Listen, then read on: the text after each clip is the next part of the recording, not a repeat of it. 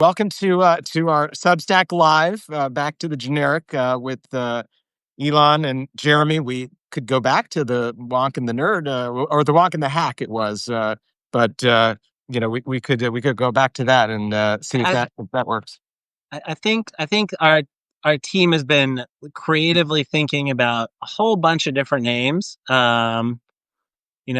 Diplomatically speaking is one I heard, although I think it might be a little too foreign policy. We'll see. Because we're going to do a little bit of politics today too. We had the New York City mayoral election yesterday, so we'll get to that in the last few minutes of this conversation for sure. So welcome to everybody. Thanks for joining us on Substack Live with Ilan and Jeremy. Starting today, as I mentioned, all of these conversations are going to be at 4 p.m. Eastern on Wednesdays, 1 p.m. Pacific. Sometimes it'll be the two of us. Sometimes we'll have some guests on.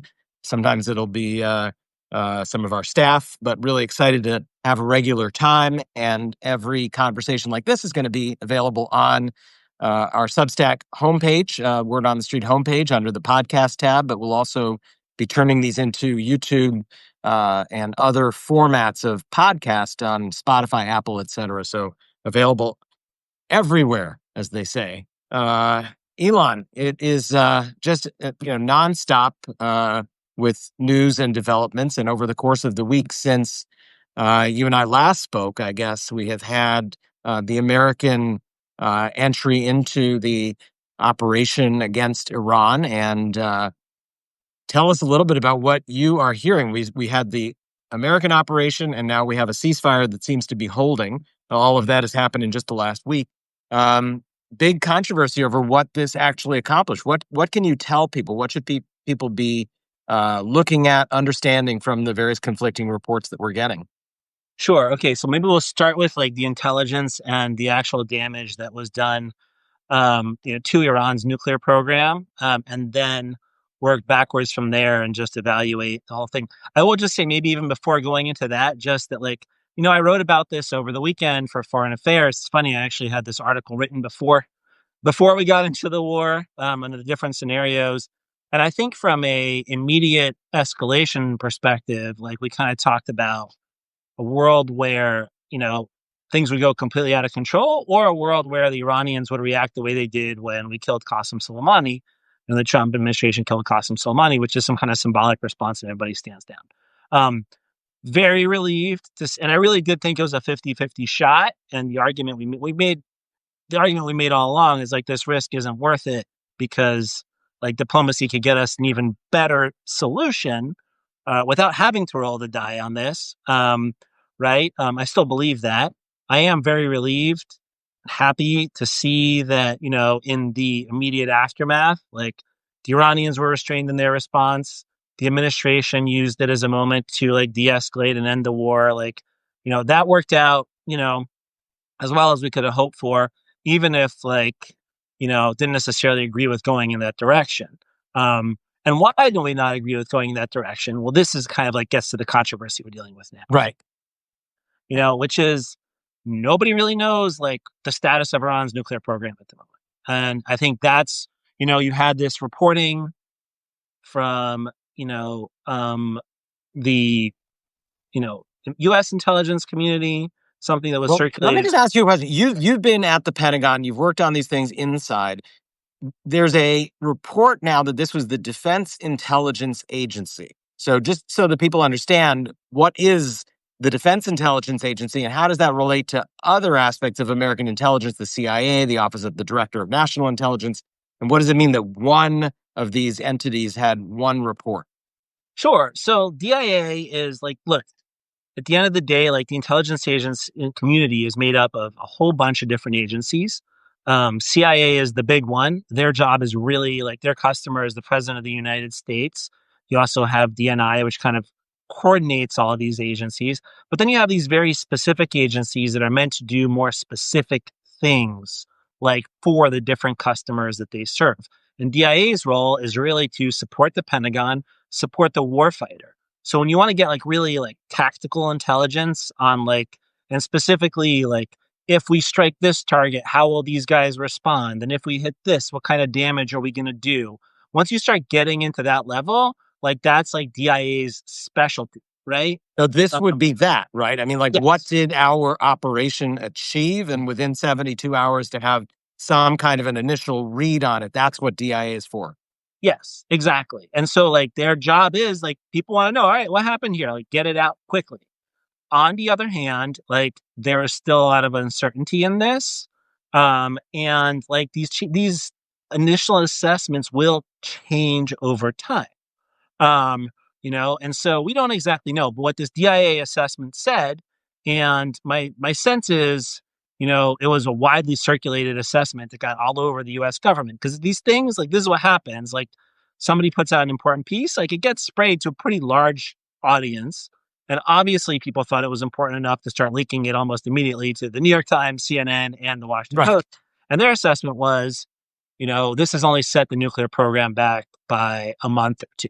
Um, you know, in terms of the actual, if Iran were to go tomorrow, what it would take to get to a bomb. The other thing that it said was most likely we think that a lot of the material that was at the Fordo facility was taken out of Fordo, the enriched uranium, and hidden somewhere else before the facility was struck. Now, Or this is an interesting thing, by the way, and our listeners may be interested in this.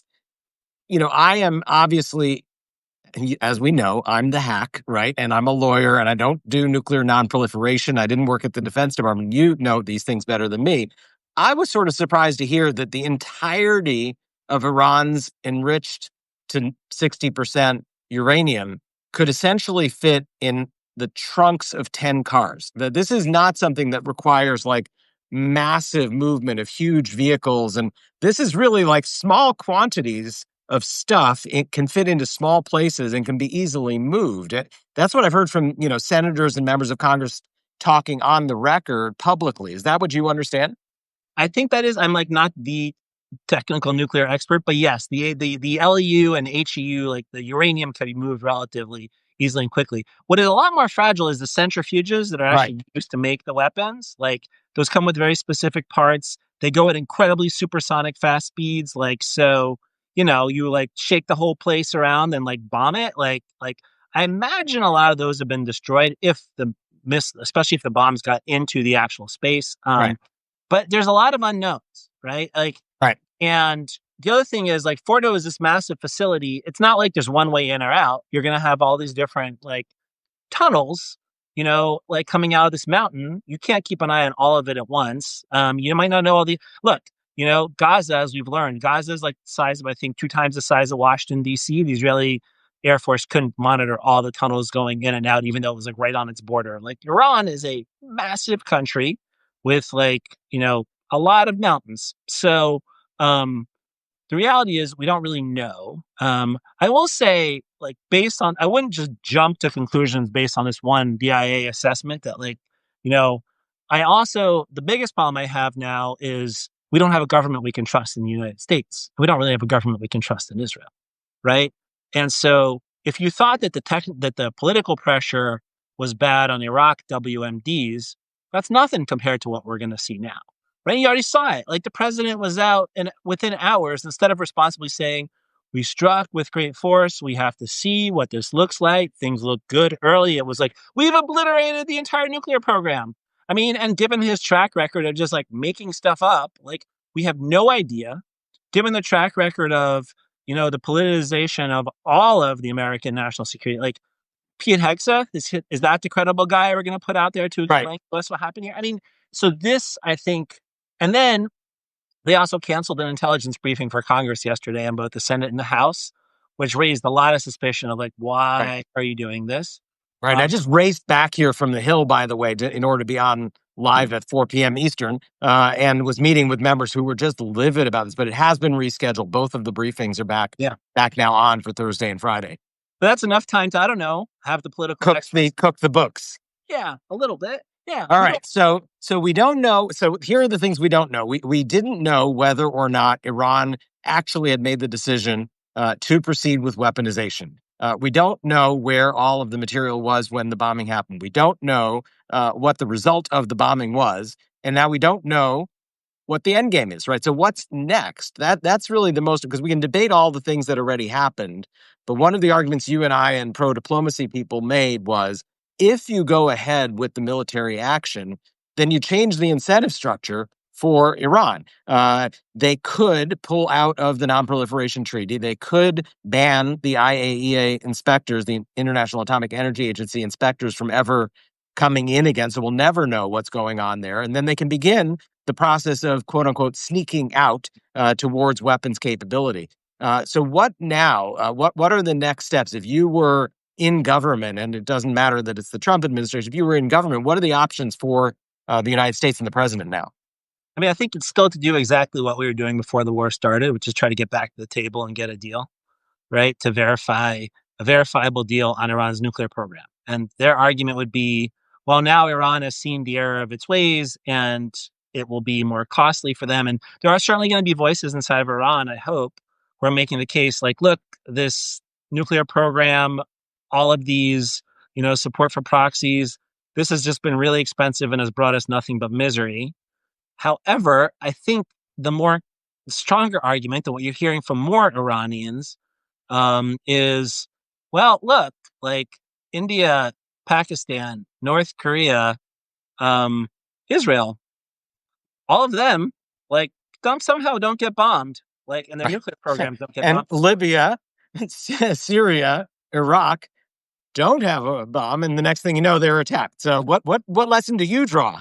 Right. So I think there's a lot of, certainly there are people who are writing. Hussein Mousavian in particular he's a the former Iranian official who's at Princeton, and he oftentimes is like channels like pretty effectively like what you'd be called the centrist kind of perspective from the Iranian Right. regime. Not like centrist overall, but like, and like In the context of the Iranian regime. within the context Right. of the Iranian system, like this is the case that he's, like the argument he's making. And so that feels very likely. I think we still have to, and I should say, look, I mean, Israel and the US have other options. Like, yes, there's the IAEA and whether you let them back in or not. But then there's also, continuing to fly over Iran. There's continuing to collect intel. And there's continuing to strike again and mow the lawn. But again, all those things would come with risk. You don't know where it's going to go. And, as one person I was talking to put it to me yesterday, it's like we probably could have gotten much more of a backup of Iran's nuclear program and much more delay through a diplomatic deal, which I think there was openness to, on both sides, than by doing this pathway. So let me ask you a question. The only way I could see to really get a deal is to allow Iran in some way to have access to the level of enrichment that allows them to have a civilian nuclear program, right? And there's a question whether or not that capacity would need to be in Iran or not. But to have a position of zero, that there's just no access to civilian nuclear power, wasn't so much that they needed access to civilian nuclear power. It was more a matter of national pride, right? Yeah, it is more a matter of national pride. I mean, look, if Iran wants to agree to zero or is willing to agree to zero, like, or if in the aftermath of this they recalculate and decide zero is fine, like, I would embrace it, right? Like, I have no objection with like wanting that to be the outcome, you know. But However, if they don't agree to that, and you want a diplomatic agreement, what yes, Obama this and is not. team, right? You were on the team, right? I mean, you know that the agreement in 2015 allowed them to have a certain amount of enrichment capacity, and that was a viable deal. 3 years it held. They didn't race to a bomb. Inspections were rigorous. Everybody was in their business with cameras, 24/7 presence. That remains the deal that could be had, right? Is that still, do you think that that is potentially still an option? Yeah, I mean, look, I hope so. The challenge is like now whether the Iranians are still up for it, right? Right. All right. And so like that's like So in the aftermath of a bomb. Like, are they up for it? Are they not up for it? But that's still like let's move on to American options then. Like, one of the questions is this war powers, the role of Congress. Another thing that happened in the last week, of course, is that this was all done without the engagement of Congress.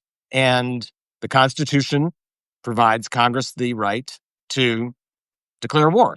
This is fundamental to our system, and the president just went ahead and did this. This is not the first president to take military action without the go-ahead from Congress. But still, what is Congress in the process of doing now?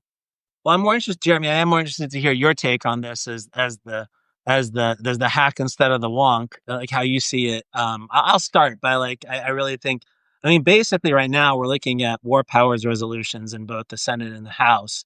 Um, just to make, I think the points here, and you can get into the more nitty gritty. I would just say the most important points here is to vote on something that ultimately is a mechanism that makes clear that president doesn't have the authority to do this. He needs to come to Congress before launching an offensive military strike on Iran. Needs to consult with Congress, um, and also make clear at the same time that we entirely support, defensive measures like in protection of Israel. Um, you know, um, but I think that politically having total support from the Democratic side, and I think who knows, maybe even some Republican support. Certainly, I think there's a lot of questions. We should talk a little bit about that, like the impact and debate we've seen on the Republican side on this issue.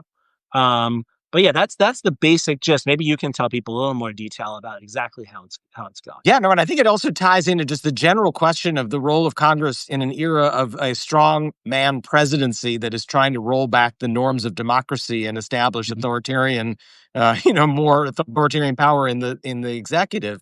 We saw it on tariffs. We've seen it on a whole host of other issues where the Congress has essentially been ceding the very powers that were granted to it by the founders of this country, right? And the question of how does Congress weigh in when it comes to military action, executives always want the maximum freedom to use military force on limited basis without having to go to Congress. And Congress constitutionally should be standing up and saying, no, you do not have that authority. And so even though this particular round of action is concluded by this ceasefire agreement, and it hopefully will continue to hold, these war powers resolutions, which are under the under the rubric of a piece of legislation, was passed by Congress in the wake of the Vietnam War, and specifically expansion of that war into Cambodia and Laos.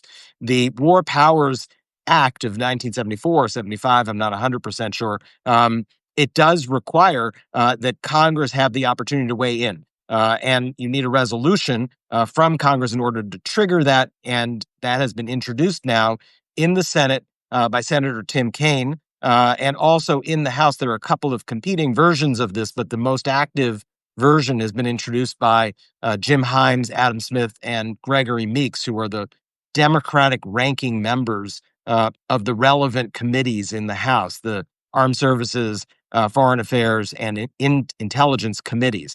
And so there is a vote that will be forced by these resolutions as to whether or not Congress is asking the president to come to them and under what terms it is telling the president he has to come to them. There are carve-outs, as you were indicating, for the sharing of intelligence, which doesn't constitute going to war, or imminent attack, which frankly is already built into the legislation, but it's just reaffirmed by these resolutions, or defense of an attack against one of our allies, in this case, Israel.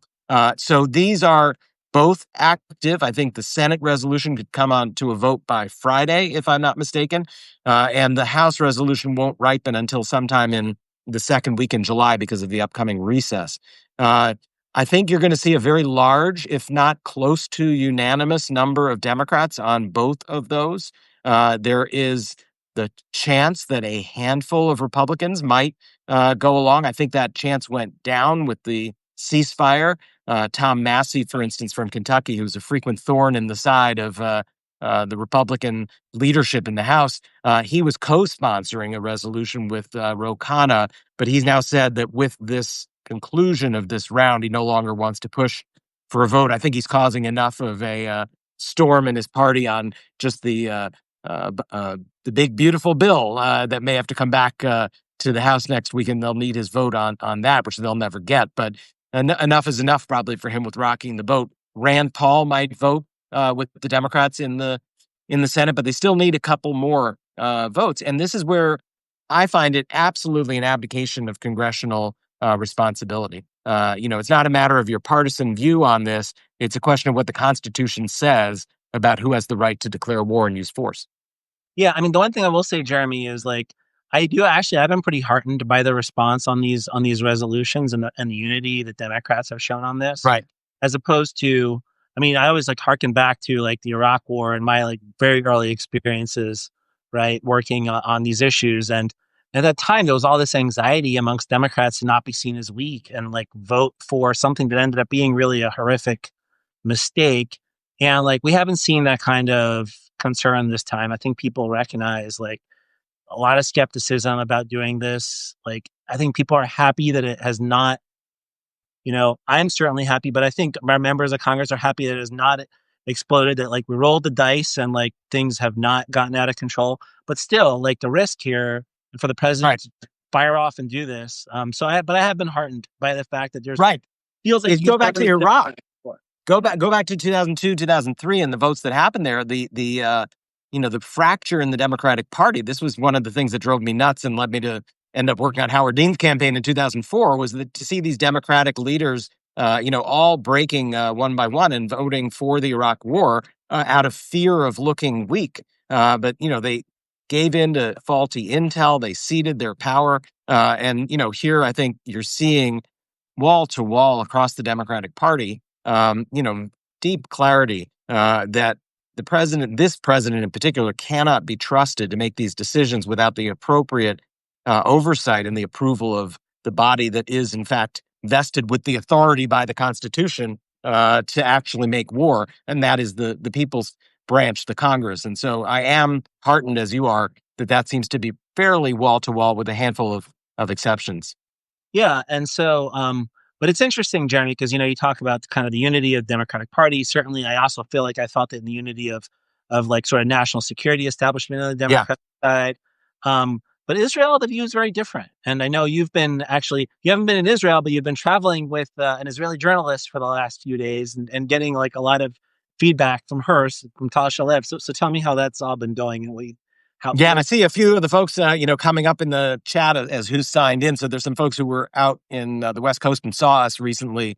So Tal Shalev is a great Israeli journalist, and she currently works for Walla, but she has followed Netanyahu for 15 years and been sort of one of the primary Israeli correspondents following him.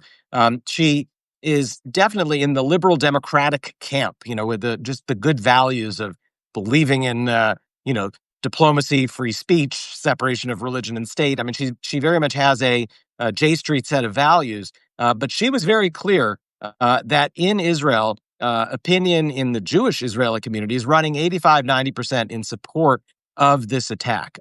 This has been a real point of consensus across Israeli public opinion, across the Israeli political spectrum over the course of this last generation, for the last 15 or 20 years. This belief that Iran is, in their mind, developing the capacity to have a nuclear weapon, and that they do believe the drum that is being beaten by Netanyahu for his entire time in public life, which is that Iran is going to drop that nuclear weapon on Israel and try to destroy the state of Israel when they have the chance. And so that, there has been no political opposition to that and no counter narrative in the Israeli public arena. The media does not present alternative views. There are no political leaders presenting alternative views. And so it is no surprise that there really is near unanimity of support among Jewish Israelis for what Netanyahu went ahead and did. And there is, what she described, and I totally buy the way that she said it.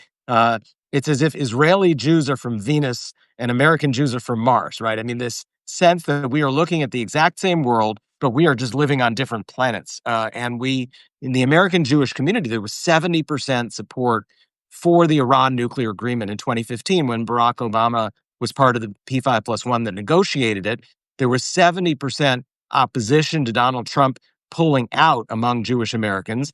There continues to be 65-70% support for a diplomatic agreement with Iran today among Jewish Americans. This has been consistent that 2 out of 3 Jewish Americans support the diplomatic rather than the military route, whereas for Israeli Jews, it's more like 8 or 9 out of 10 Israeli Jews. And the word they use, and you probably know this word well, is friar, right? They think that we are suckers. That friar is like a Yiddish term for sucker. And they think that those of us who believe in reaching an agreement with Iran are suckers, and that the Iranians will reach an agreement with us, and then behind the scenes they'll be developing their nuclear weapon, and then suddenly, voila, surprise us with it. So this is one of those moments when there is a distinction between the way even liberal Jewish Israelis are looking at this vis-a-vis where the center left of the American Jewish community is at. Yeah, but also Democrats. I will say, and before we move on to Israel, Jeremy, I just have to intervene with one point. One person who I think was looking at it in a very interesting way has been Donald Trump. And before we leave this, I just want to say, like, his particular intervention the morning after Right. the For those strikes, who missed it, it was, I would say, go watch it, right? Like, we just came out there. And I have to tell you, I texted with Israeli journalists afterwards, with American policymakers. As somebody who spent time trying to negotiate between Israelis and Palestinians and deal with just talking to all sides on these different moments, like it was actually very satisfying to see an American president just absolutely lose it. Like, absolutely his losing. frustration. It was like getting into his helicopter on the way to the NATO Yeah. summit, right? Yeah, people It should go was. watch that. It was a. Yeah. I've never seen a president do that. I've never seen that Yeah. in live TV. But So that's frankly, any of us who've worked these issues, we've all felt like wanted to do that. Exactly. So All right. So we're about at the half hour mark. We're probably go another 10 or 15 minutes. Thank you so much, everybody who's joining us for our Word on the Street Substack Live, 4 p.m. Wednesday Eastern Time, 1 p.m. Pacific. We will be doing these every week. We will have guests. We will have other staff on with us. This is our regular time now. We do need a name. So drop us an email or put a note in the chat as to the name of because it is not going to be heard on the street. We learned that is the Wall Street Journal's proprietary name. It's a great name. We were very proud of it. We just can't use it. So keep the suggestions coming. All right, let's shift gears and talk a little bit about Gaza. Where 7 Israeli soldiers died overnight. Another report of 90 Palestinians, according to Palestinian health authorities, killed. It is, I think, over 56,000 reported deaths at this point, a third of whom are children. Again, according to Palestinian health authorities, we have no way of independently verifying that.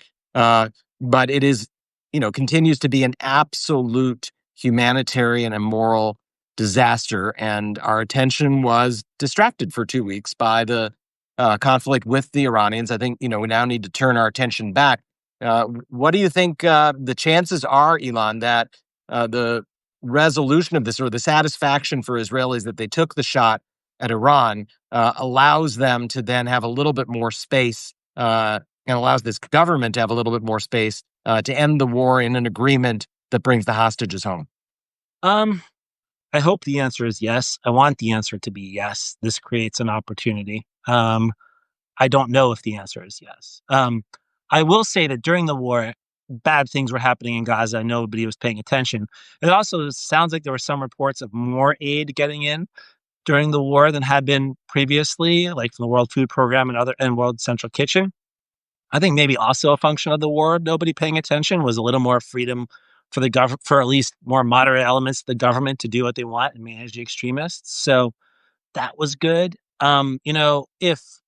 If we were in a world where this had fundamentally transformed the political opinion in Israel, and Netanyahu felt like tomorrow he could cut a deal, end the war, trigger his government falling, and go to elections, and now he feels like he could win, like, maybe. But the polling hasn't really shown that massive of a shift towards Netanyahu.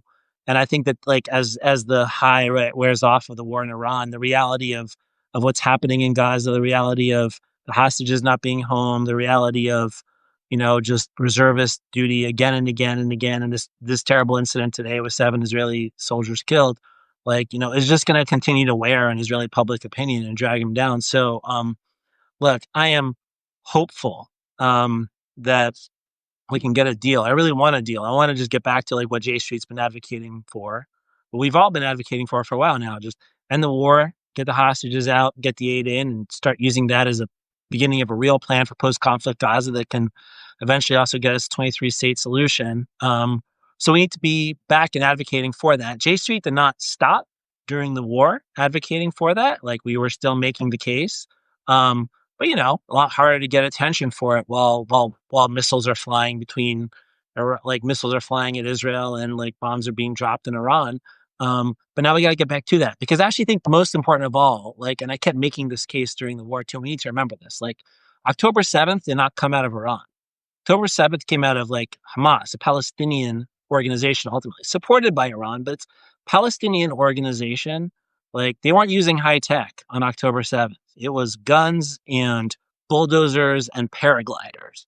And fundamentally, yeah, like, This is something, you and I have not discussed this, so I'm just going to ask you this live in front of, several hundred people right now. But there is an argument from the right in our community that October 7th was an Iranian plot, was an Iranian operation. And this had, if Iran weren't there, there wouldn't have been October 7th. You were in government at that point, and I'm curious. I would say that Iran's assistance facilitated and made it possible for Hamas to do this, but it was not an Iranian operation. That this flowed from Hamas and its timing and its strategy and its decision making. And I'm curious what your take is, having been on the inside for that. yeah, I think it was, look, here's what I know. Like, it was not an Iranian operation. Like there was not really knowledge in advance, right? On October 7th, neither Hezbollah nor Iran like knew that that was happening on that day, nor others. Now, the next day, they all decided to join the fight. They thought Right. Israel was weak. They decided to join the fight. They were wrong, and it's turned out to be like a horrific mistake, strategic mistake for them, both for Hezbollah and for the Iranian government. Now, at the same time, like, I don't like, yes, of course, Iran was supporting Hamas before October 7th. Um, did that support make a difference in the actual like conduct of the operation? I don't know. Like Iran provides money, Iran provides weapons, but most of the stuff they provide was frankly more sophisticated. What happened on October 7th was really low tech kind of stuff. I mean, I think the biggest problem, like just militarily on October 7th, was Israeli overconfidence. I mean, the intel was right there for them. Like they had people saying, mostly young women, being ignored by their more senior men who were responsible for on the ground watching everything that was happening. In some ways it's very symbolic, right? That like Israelis military entirely overlooked the threat, the low tech Palestinian threat right under its nose. And just that was obviously like, I think it's largely acknowledged in Israel as a failure, while at the same time, they're able to like, chop bombs 3,000 miles away and shoot down missiles coming out of the outer space. Like the contrast between their ability to so effectively prosecute the war against Iran while their failure on October 7th is a pretty profound statement about how is like they're constantly looking at the Iranian, Netanyahu is looking at the Iranian threat, but the real challenge, the fundamental challenge to Israel's future as a Jewish democratic state, like lies like right there in the territory that it shares with other people, like in Gaza and in the West Bank Palestinians. And the contrast really says something, I think, much more profound about, how Israel views Right.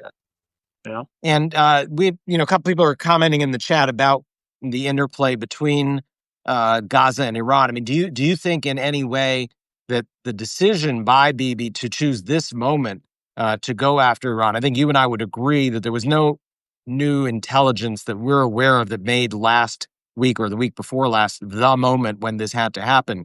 Uh, is it possible that the reason for this had something to do with wanting to distract attention from what's going on in Gaza? I mean, I think Bibi's been like obsessed with Iran all along. But yeah, I think it also was like a thing that was for him good politically. I don't think it was entirely driven by his politics, but like everything is partially driven by politics.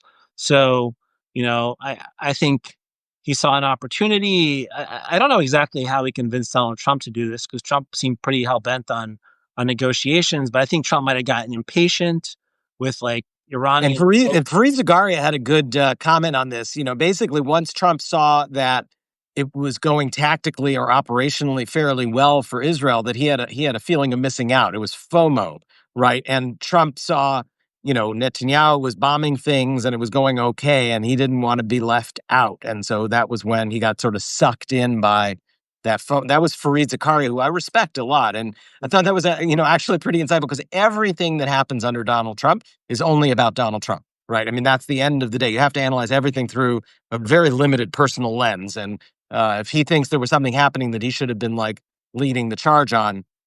So yeah, Beth agrees on that.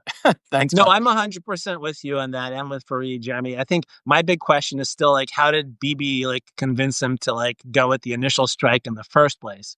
That's the part that puzzles me. Yeah. And was that But all a ruse, by the way? There's now, because of the whole lying, about, well, we're going to wait 2 weeks and then boom, they did it. Was the whole thing that we're going to engage, we're going to go to the sixth round of talks, was all of that a ruse to sort of lull Iran into not thinking that Bibi was going to do it that particular weekend? and the problem is you can only do that once, and now you've like also lost the Right. Exactly. possibility. Oh my God. All right. So we are getting towards the end of this. We're going to be wrapping things up in a bit. Yeah. Jeremy, I Elon. wanted to like before we wrap. I know we like hopefully we can take a little break from Israel and Iran now and get back to some other things over the next few weeks, God willing. But let's start with the New York City mayoral race, which I didn't know until today that you have quite the background in New York City politics. So maybe tell people a little bit about that first. Yeah. So before doing foreign policy and national security and working on Israel things, I was very much a domestic policy guy and also a political person. And I worked on 7 presidential campaigns. I worked in New York City for 2 different mayors, and ended up helping to run a mayoral campaign in 2001. It was the campaign that Mark Green ran, and he was up against in the general election against Michael Bloomberg. But that election is really remembered because the New York City Democratic primary was on September 11th, 2001. And so Mark and I at 8:43 in the morning on that Tuesday, beautiful Tuesday, clear morning, we're standing 1 mile from the World Trade Center in front of a school, handing out, lit and doing a photo and a video op for the campaign on election day. So I'm very deeply steeped in New York City politics, having run one of these mayoral campaigns, and also having been engaged in a lot of local New York politics over about a 2-decade period. And Jeremy, I must have been I was up. I got out of Chamber Street that day. I was an investment banking analyst in New York. First 2 years out of college. So I was about a few blocks away from the Trade Center, probably relatively close to you. Yeah, Um, yeah, just a couple of subway stops up. If yeah. you got out of Chambers, you were right there.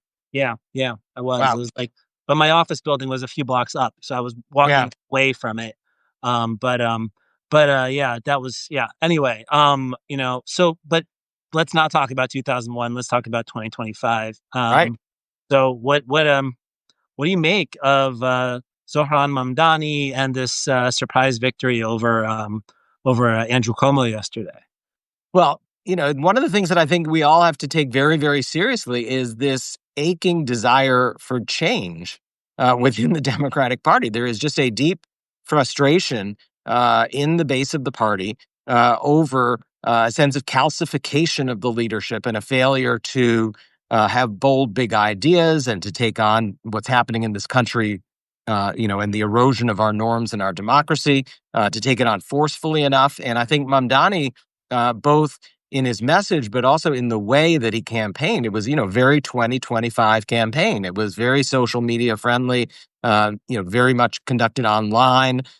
He was exceedingly available to all sorts of podcasters and other video journalists. And it was really a model of the 2025 campaign. The Cuomo campaign was exactly what is, the old-fashioned model, right? What I used to run, very, very endorsements and focus on, labor unions and that sort of campaign. So, the Israel issue for the Jewish political community is a very big deal in this race. And Cuomo had gone all in. I mean, literally all chips to the center of the table on, I'm the candidate fighting anti-Semitism.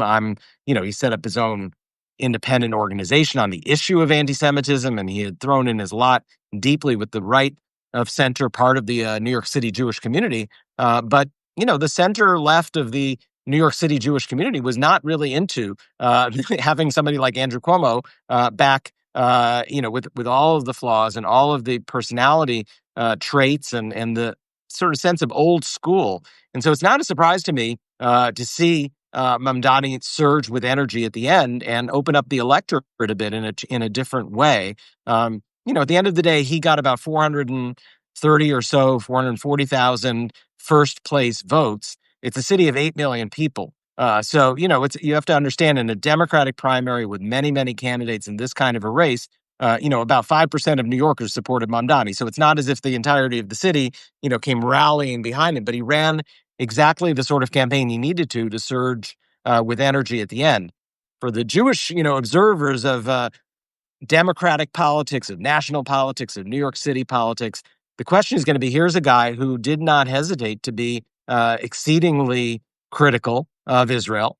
He did not back away from people using language that many of us in the Jewish community might find deeply offensive. Some would say that some of the language is even anti-Semitic, and he didn't disavow some of the people using that kind of language. So this is deeply troubling. I don't think, though, that was the issue that propelled him, to the nomination, to the Democratic nomination.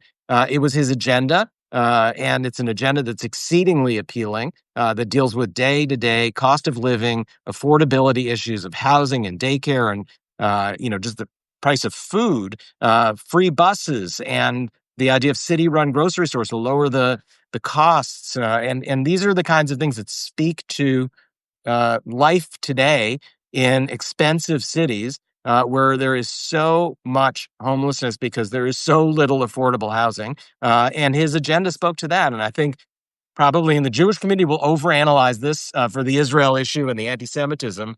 But there's a bigger issue, and there's a bigger lesson here about the kind of economic and populist message that is going to mobilize the base of the Democratic Party in a city like New York.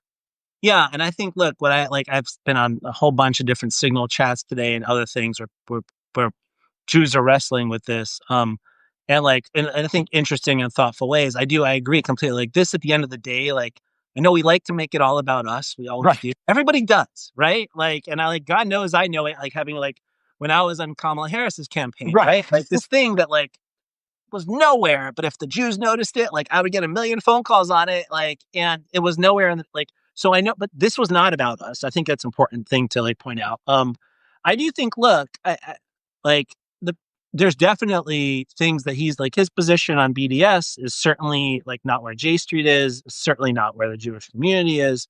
Um, his, I would have liked to have seen him be a little clearer about his concerns about something, you know, uh, like a term globalized the intifada, though he wasn't like embracing and using it himself, but like it would have been more comfortable, I think, for many Jews if he had been more explicit in opposing it.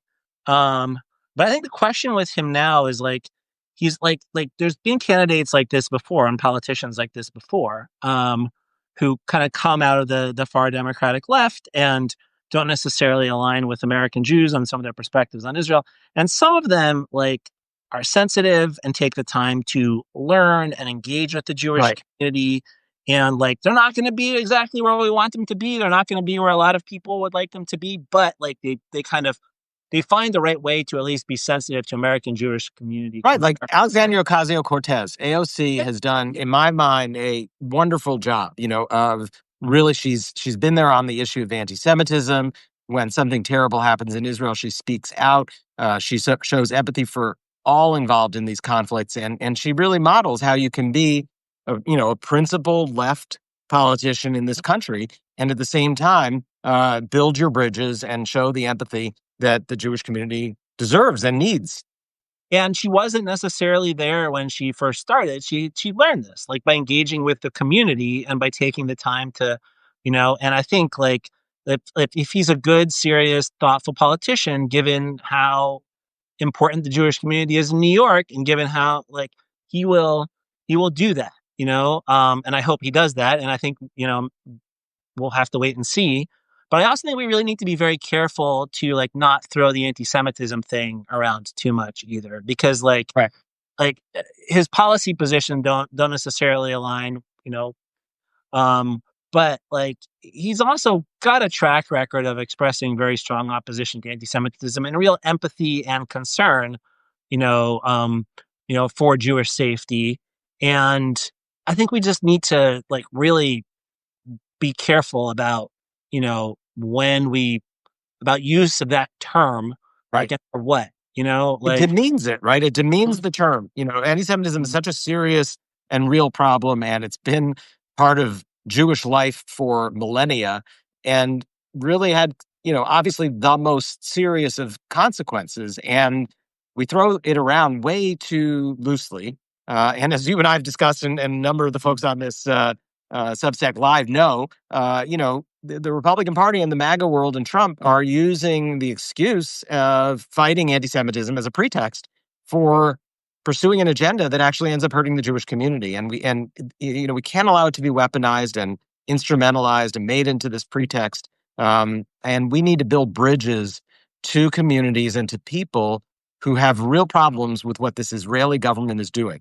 And they need to understand that many of us in the Jewish community of the United States have real problems with what this Israeli government is doing. And we have very similar values, and we believe in human rights, and we believe in peace, and we believe in diplomacy.